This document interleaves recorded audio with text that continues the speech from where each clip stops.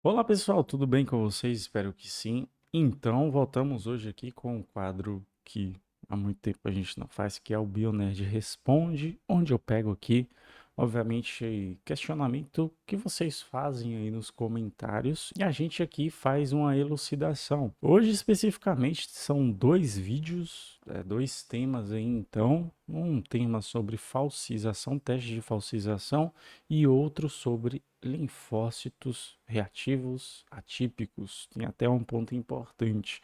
Mas antes de começar, é muito importante, pessoal, que você se inscreva aí no canal, ative as notificações, compartilhe esse vídeo, tá?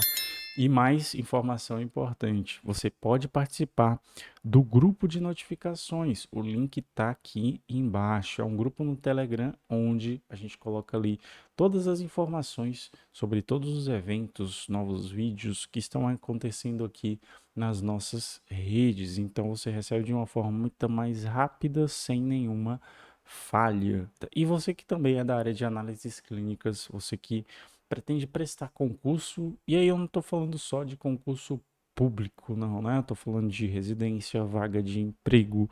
É uma técnica, é um método que a gente utiliza no QI de concurso para que você consiga aí a sua aprovação, além, claro, de conhecimento na área de análises clínicas. Link aí na descrição. A gente está com a promoção até o dia 10 de abril, então não perde tempo que vai acabar. Então vamos aqui para as nossas perguntas que foram colocadas, né, sobre esses dois temas. E eu vou fazer o seguinte, eu vou tentar aí deixar mais mastigadinho, como a gente fala aqui, para o pessoal que é mais leigo, né, quer tirar aquela dúvida, e para você também fazendo sempre a ponte aqui na análise clínica também. Ó, a primeira pergunta que eu tenho aqui, teste de falsização, é da Danília Freitas.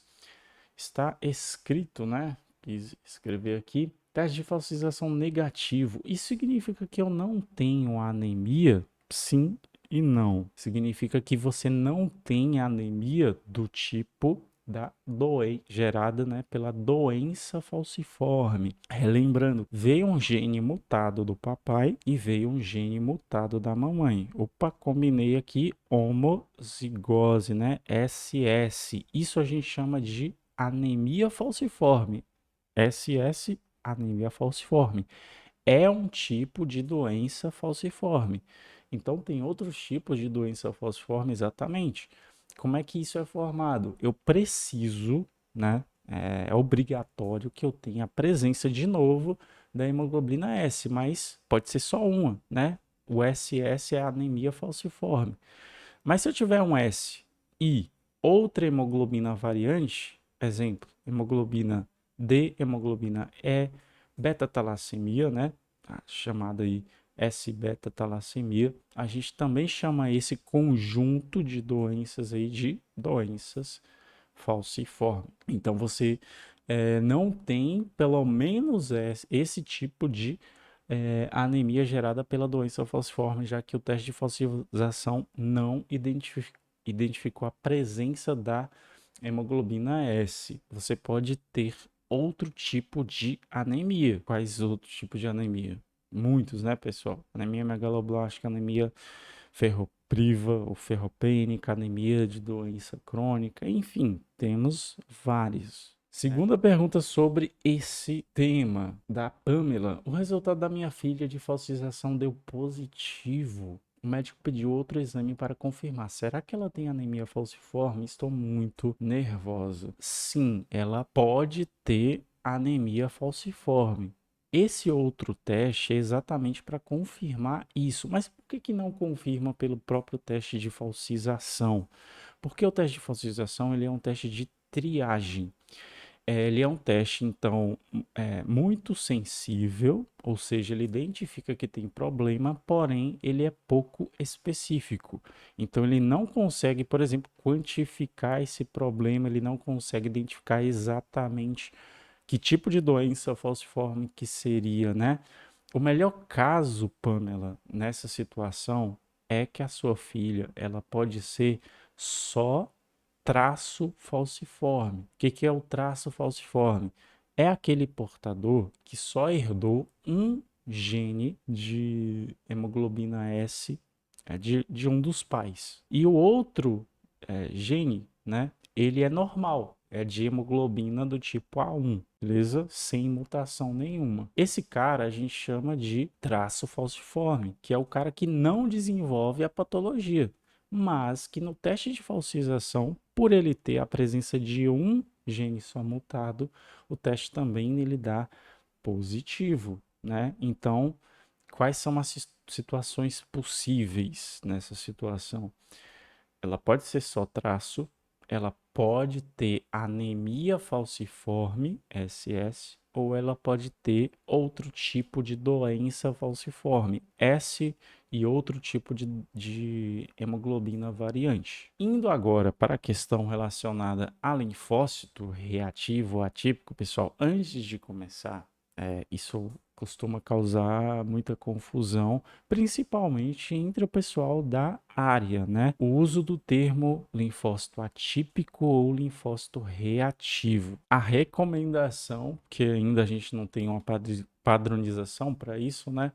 É que a gente utilize o termo linfócito reativo quando esse linfócito ele não tem nenhuma característica anômala. Então ele não possui ali nenhum tipo de característica que fuja das tradicionais de um linfócito reativo. Se você não se lembra dessas características, vai lá no vídeo que a gente falou sobre esse tema. Vou deixar aí o link também para você. Essas características anômalas que eu acabei de falar, que são características relacionadas a neoplasias, a linfomas, aí sim, pessoal, a recomendação também é que eu use o termo linfócito atípico. Esse linfócito anômalo aí eu preciso, né, descrever as características dele. E essa é essencialmente a diferença se você ainda não tem a padronização. Exemplo, no meu contador aqui, no laudo do paciente,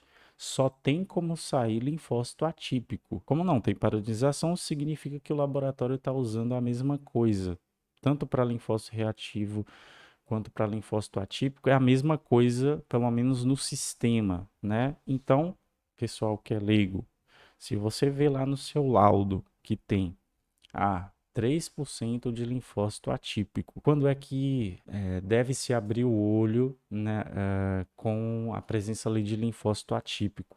Quando vem a presença, que geralmente não vai ser só 3%, né? Vai ter ali uma quantidade maior, mas junto com essa quantificação maior vem uma observação falando das características desse linfócito atípico. Mas se só vem linfócito, 3% de linfócito atípico, 3% de linfócito reativo, porque no sistema está assim, não se preocupe. Então, resumindo, pessoal que é leigo, tem a informação de quantificação, mais observação pode significar problema, né?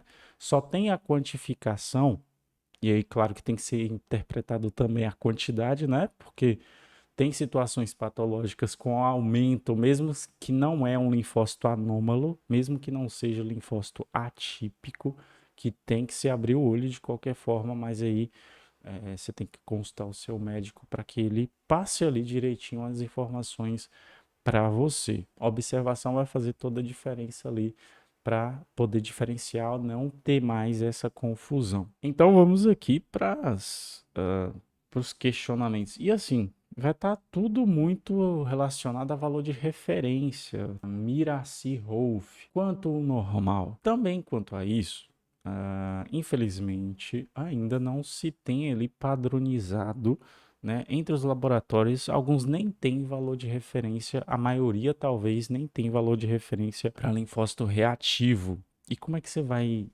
interpretar inicialmente, né, pessoal que é leigo? No meu caso, vou até dar meu caso. O último hemograma que eu fiz, o laboratório ele já utilizava ali um valor de referência e tinha um valor de 5%. É um valor aceitável para um adulto. Por que eu falo para o adulto? Porque criança, esse número ele vai estar ali mais aumentado mesmo. Quanto mais jovem, né? Então, recém-nascido, por exemplo, ele tem ali, é normal para ele se a gente encontrar o valor de linfócitos reativos em uma quantidade maior, 7, 8% ali. Claro que tem que ser observado também, né, o valor absoluto, não só o relativo nesses indivíduos, né, mas é normal para crianças ter esse valor aumentado. Usando como base esses 5%, aí, por exemplo, ó, o Arthur Matarazzo, o meu deu 2%. Tô com algo, pelo amor de Deus. Não, Arthur, valor de 2% ali, de novo, tem que olhar o absoluto. Pelo valor ali que você deu, isso aí realmente não significa nada. Não tem nenhuma alteração ali significativa. Então tá normal, 2%. E aí, muita confusão que o pessoal faz também. Olá, gostaria de saber se devo me preocupar. Foi da Ellen Costa. Fiz o hemograma completo e no linfócito atípico deu 0. Ó, pessoal, esse exemplo aqui, ó. De novo, o pessoal do laboratório, né, o sistema do laboratório, ele ainda utiliza o termo linfócito atípico, representando a mesma coisa que linfócito reativo e deu 0. Isso é normal? É normal, sim. O linfócito reativo, a gente deve se preocupar com ele realmente quando ele estiver elevado, bem elevado. 0 é normal também, ele é igual ali ao basófilo, né? A gente se preocupa quando tem elevação. Quando está zerado ou baixo, não significa problema. Claro, não significa problema no ponto que só analisando esse parâmetro, que não deve acontecer, né? Se eu estou com sintomatologia, eu tenho outros exames, eu tenho outros parâmetros que eu tenho que analisar também, né? O médico vai analisar também, mas analisando só linfantagem desse tipo de linfócito ali não significa problema. Então, foram essas as perguntas. As demais, elas eram muito parecidas, mas essas daqui a gente consegue trazer um contexto geral. E aí a gente vai fazer o seguinte: se você ainda tem dúvidas sobre esse tema, pode deixar aí no comentário novamente. Lembrando que esses comentários aqui são públicos, né? E é isso aí, então, pessoal. Obrigado por ter visto o vídeo até aqui, né? Muito importante lembrar de novo para você se inscrever, deixar o like, ativar as notificações, participar aí do canal de notificações, né? E o que mais? É isso. Obrigado, então, um forte abraço e até a próxima.